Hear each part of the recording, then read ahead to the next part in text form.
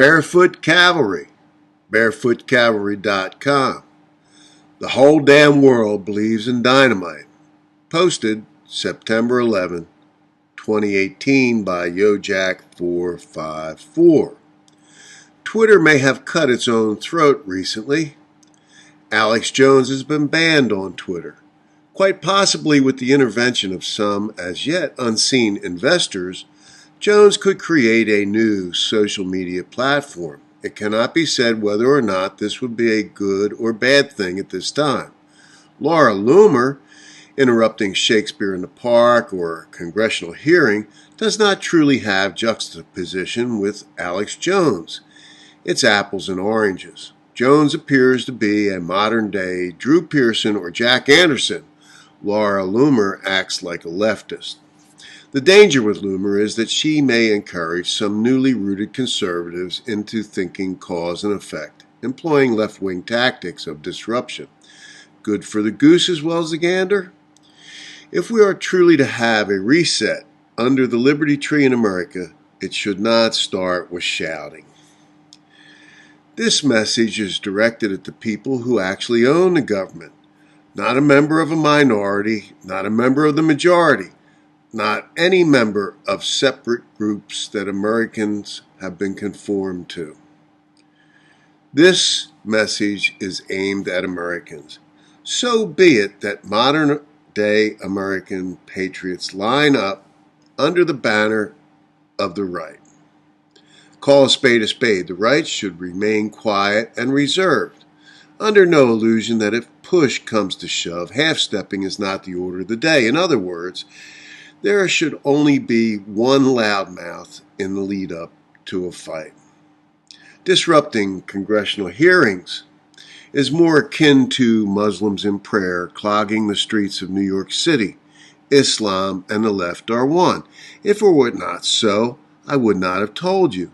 Did anyone else see a female assassin when Huma approached Lindsey Graham at the McCain Memorial Service? Social media is both good and bad. In the modern-day censorship of free speech employed by media platforms, where fake accounts exist plus trolls and bots, etc., to trump on free expression of those they don't like, suspensions and timeouts for conservative users, sending them into the platform sewer, which ultimately serves the left-wing masters of the deep state, pushing their ideology as a religion. Recently, it appears that Twitter has partnered in part with Google. An account was locked out today, and the user was asked to unlock the account by verifying a phone number and also passing a reCAPTCHA challenge with Google. When you tap Start, Google may collect and use information about you, your device, and your browser. Might social media platforms turn about and recognize that to do a service for the nation, they should allow the free thought of individuals across the board? Then these accounts would either live on the platform or fall on their own. To regain a moral society would require social media to apply censorship with a biblical-based moral algorithm. Brotherly love, agape, might replace this left-wing historical discourse. In our world today, they would not let conservatives join forces on social media. That's collusion. If collusion is a crime, which it is not, they would be guilty. But conspiracy is a crime. The IRS hunting Tea Party organizations is a conspiracy. Acts against the Constitution need to be shut down with great haste. In other words, the IRS scandal with Lois Lerner needed to have a special prosecutor appointed to investigate malfeasance by the executive branch when it weaponized the IRS against its enemies. A special prosecutor was never appointed because of corruption within the administration, which was ultimately under Barack Obama and his puppet, Attorney General Loretta Lynch, the Tarmac Queen. The most ethical administration in U.S. history used the wheels of government to spy on a presidential candidate of the opposition party and subvert him. They were especially rabid in the last 173 days of this criminal administration after the 2016 election. The tech nerds in Silicon Valley, population-wise, add up to the greatest of minorities. No one has told them that the United States of America is not a democracy, nor is it minority-ruled. They don't have the numbers in this case, so they use technology against us because, truly, they do not like conservative principles. It would be interesting to know, when Barack Obama appeared before 750 true believers at the Anaheim Convention Center recently, just how many techno-turds were in the crowd from Silicon Valley. But it's a sure bet every time Obama takes a step, some of their cash oozes out. Leftist rebel minority, so reminiscent of the Rothschilds' Bolshevik revolutionaries unleashed upon Tsarist Russia with plenty of money to go around. The three wealthiest counties in the United States are around Washington, D.C. My, how they've grown. In our form of government, liberals have stacked the deck of government bureaucracy at every level. Example: the newly spun TSA is a master design of deep state politicians, both sides of the political spectrum. This offensive bureaucracy tramples upon the Fourth Amendment and prepares children for the future police state and is a multi-pronged attack upon the bedrock of our nation, the Constitution. TSA serves to prove to Islamic people, another minority, traveling, that we are accepting of their 7th century customs and idiosyncrasies. Trash is then offered to Americans. The latex gloves are not for your safety, therefore they are not changed from one crotch to the next. The bins that you drop your stuff in are dirtier than a public toilet because the government runs this mess. They are too lazy to clean it. This is the same government that will come into your place of business and shut you down for health violations and make you pay a fine. All the while, a social order masquerading as a religion is elevated and coddled. While Americans lose their Fourth Amendment rights, 7th century customs based on the primitive thoughts of a Bedouin mass murderer are respected.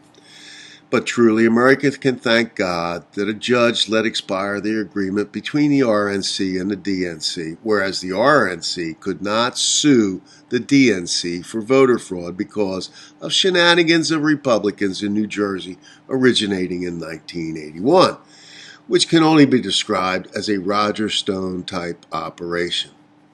Now, what we see here at the DNC is a communist named Perez and a Muslim convert named Ellison.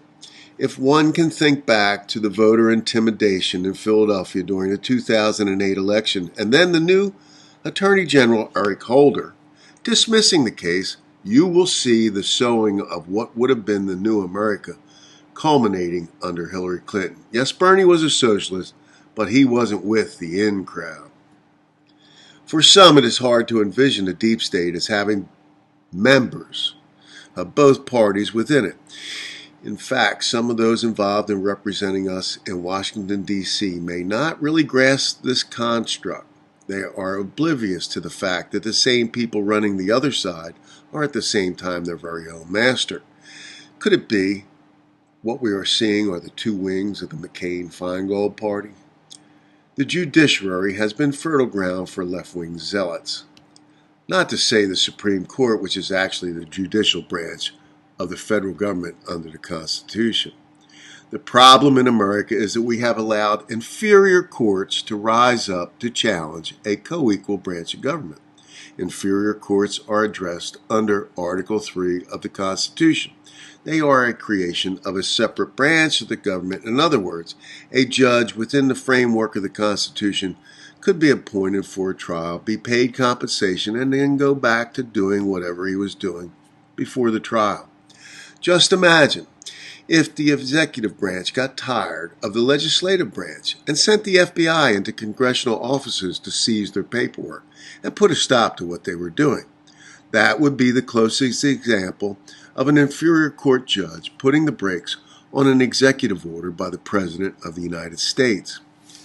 The Congress has taken upon itself to create a massive bureaucracy, a monolithic structure where a tin-horn judge can be approached by a sharp lawyer who may or may not have the financial backing of unsavory individuals to challenge the President of the United States as an equal.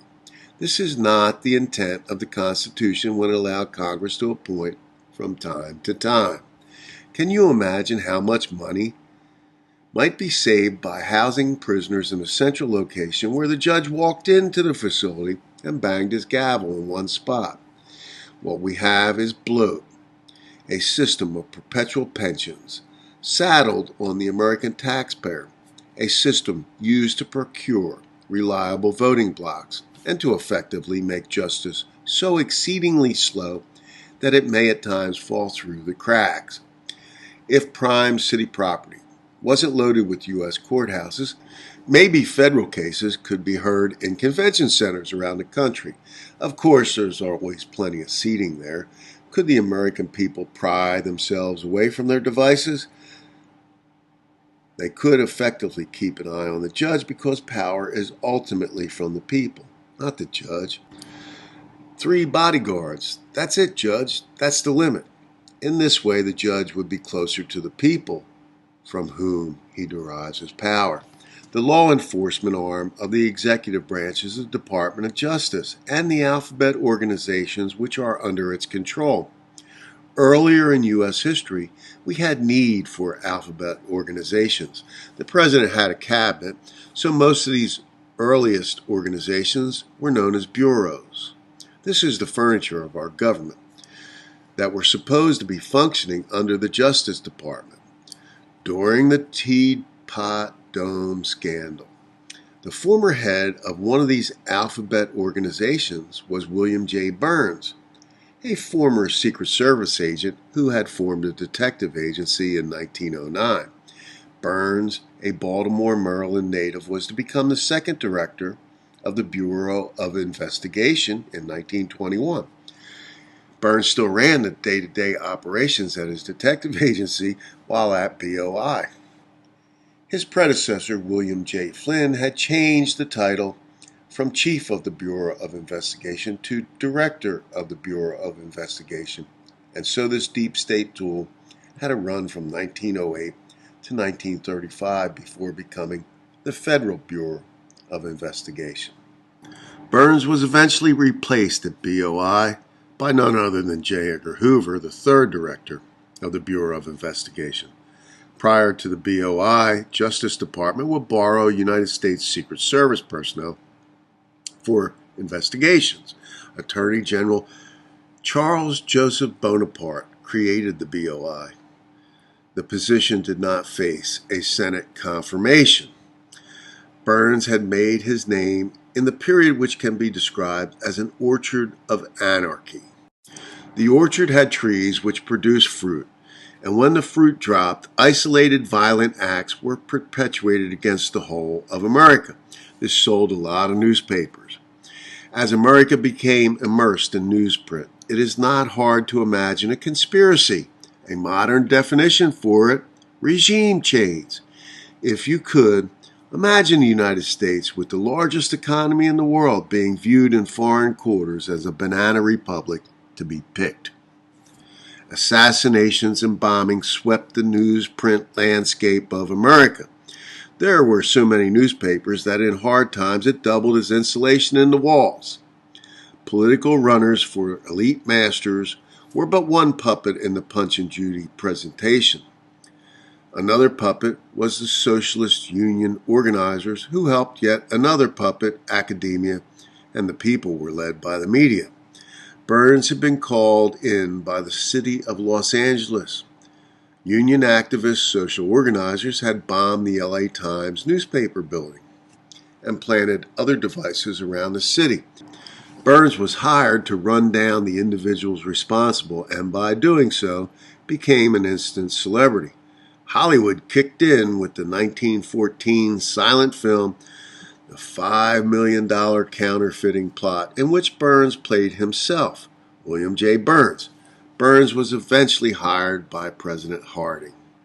During the Teapot Dome scandal, which percolated during the administration of Warren Gamaliel Harding, involving his Secretary of the Interior, Albert Bacon Fall, and Harry F. Sinclair, founder of Sinclair Oil, Mammoth Oil Corporation, and Edward L. Doheny, Pan American Petroleum and Transport Company, in a sleight of hand leasing of naval petroleum reserves, Teapot Dome, located in Wyoming, and also oil fields in Kern County, California, through the Department of Interior. The plot was exposed by traffic into the Teapot Dome area as Mammoth Oil Corporation drilling equipment flooded this particular petroleum reserve. No one had said a word from California, but every driller worth his salt in Wyoming knew the Teapot Dome was off limits. The investigation was heating up between the legislative and executive branch of a good buddy, hard-drinking, gambling cabinet of an executive good old boy Harding. Burns was requested by Attorney General Dougherty to investigate Montana Senator Thomas J. Walsh, who was on a fishing expedition for criminal wrongdoing. Walsh vehemently opposed the leases.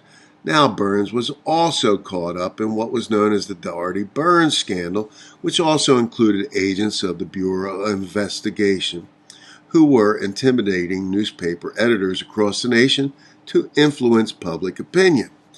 President Harding had to die, and he did. Silent Cal became President of the United States. Harry M. Dougherty's resignation was requested and accepted on March 28, 1924. 10 days later, Harlan F. Stone became Attorney General upon confirmation and entered the media spotlight. Stone reached immediate celebrity when he fired William J. Burns at BOI.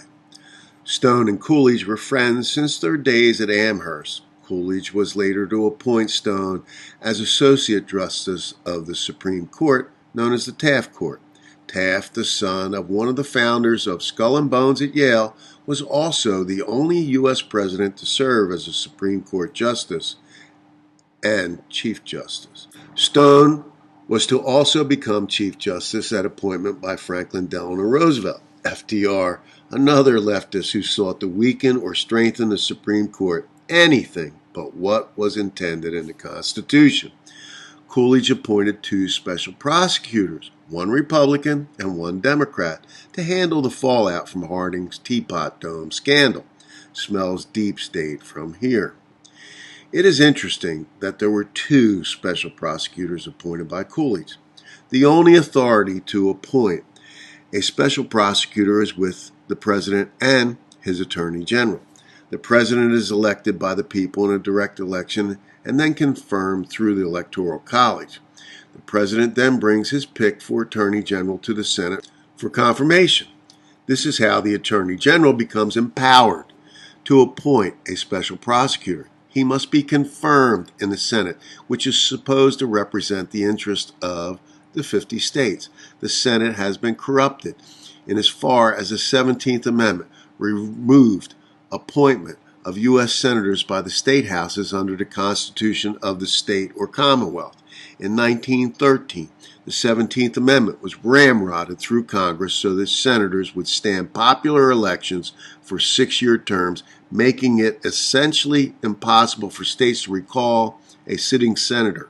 Before the 17th Amendment, senators were subject to immediate recall and replacement by the empowered state house. In 1927, Harry F. Sinclair went on trial for conspiracy to defraud the United States of America. Henry Mason Day, an executive of Sinclair's company, contacted Burns at the detective agency. William J. Burns balked at a direct arrangement, but he did allow for Day to contract 14 of his private detectives at a fixed amount plus per diem. The detectives were tailing the jurors and were found out, resulting in an immediate mistrial. All this made for great newsprint. Many newspapers, extra, extra, read all about it, used the celebrity of these folks to sell more papers to sensationalize crooked trials and justice. When the fugitive, which Burns brought to justice in the LA Times bombing, had their day in court, union money provided an attorney. But with this also came another set of problems. The dirty dealing involved jewelry tampering by Samuel Gompers, plus malfeasance by the defendant's attorney, Clarence Darrow. The resulting mess can be viewed as a big chess game from the banks of England, the same banks which ran the Freemasons, Skull and Bones, the U.S. government, the newspaper, and all the other puppets. Shifting gears like the Wizard of Oz, pay no attention to the man behind the curtain. The whole damn world believes in dynamite. The LA Times was not supported by the public during the trial. The defendants were idolized by the public. They were isolated by their attorney, Darrow. And they had no idea that public opinion was firmly behind them, so they pled guilty. This was a major wake-up call engineered by the Rothschilds to mobilize the nouveau rich. Pretty good job, wasn't it? The deep state has sought to clip the wings of our new executive. Stark comparison to the pen and cell phone, which was used to taunt the American public while the former executive was doing everything to ruin national security. Security is the paramount duty of the executive branch. The legislative branch is concerned with the purse strings. On the House side, and the House of Representatives are elected to two-year terms in general elections according to population size. The number of each state's representatives are based on population. This must not be skewed by an illegal voting bloc. This was to ensure that they were close to the people. In our modern time, we have been cursed with perpetual politicians in the House who are constantly drumming up campaign monies for their never-ending re-elections. The original intent under the Constitution was for state assemblies to appoint senators under the Constitution of the individual state or commonwealth. These U.S. senators were to represent the interest of each state, 2 for each state, 50 states, 100 senators, rather than the imperial Senate that we have today. The judicial branch determines the constitutionality of our laws. The Supreme Court is the judicial branch. It is up to the executive to determine if the court is correct or if it's not correct. But the judiciary is not an enforcement arm. Once again, the chief executive officer, our president, nominates an individual for appointment on the Supreme Court, and the nominee faces the Senate. The senators who are representing their states hold a hearing to ensure the president's nominee for the position will carry out his or her duties within the framework of the Constitution and its law, to interpret these laws under the framework of the Constitution. To reinforce the point that the executive is not all-powerful, a sitting president cannot commit the United States to an all-out war without both houses' congressional approval. The president is capable of appointing a special prosecutor, and his attorney general is also capable of appointing a special prosecutor, since he or she is part of the executive branch. Cabinet appointment. Congress does not have the power to appoint special prosecutors. After Watergate, they tried to legislate that ability into law without a constitutional convention or a convention of the states. The independent counsel provision that was swept into the Ethics in Government Act in 1978 by Speaker of the House Tip O'Neill was allowed to sunset under Denny Hastert's speakership. Congress did not like the term special prosecutor when they were snatching this authority, which was not deemed to the legislative branch under the Constitution, so they called it the independent counsel. Enter the deep state, the Bush, Clinton, Bush, Obama, Clinton cabal. It reminds one of a John McCain funeral. During President George W. Bush's first term, White House counsel Alberto Gonzales considered surveillance powers under a program known as Stellar Wind to be constitutionally legal. John Ashcroft came out and ruled as Attorney General that Stellar Wind domestic intelligence program was in fact illegal. The day after the ruling, Ashcroft became critically ill with acute pancreatitis. President Bush sent the White House counsel, Gonzales, and his chief of staff, Andrew Carr Jr., to what could have been Ashcroft's deathbed. Supposedly, James Comey and another DOJ official refused to allow Gonzales and Carr to pressure a semi-conscious Ashcroft into reversing this decision by signing a document. Comey was acting Attorney General because of Ashcroft's condition, but the real damage done by Comey at the Justice Department was set in motion on December 30th, 2003.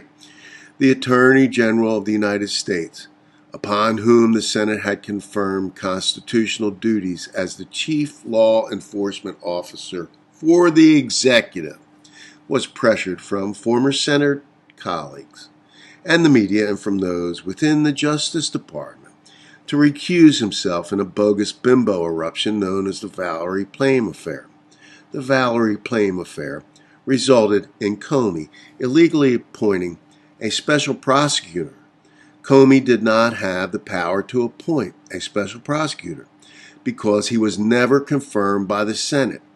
His special prosecutor, Patrick Fitzgerald, got a grand jury to indict the ham sandwich, Irv Scooter Libby. Libby's trial even involved the Prince of Darkness, Robert Novak. It's always so much better when there's celebrity involved. It looks better in the news when you can see someone you think you know dancing around on a string. This is Punch and Judy. On March 6, 2007, Libby was convicted of 4 out of 5 charges of lying under oath. On July 2, 2007, Bush commuted Libby's federal prison sentence but did not change any of the conditions, so the felony remained in place. On April 13th of 2018, President Donald Trump fully pardoned Louis Scooter Libby.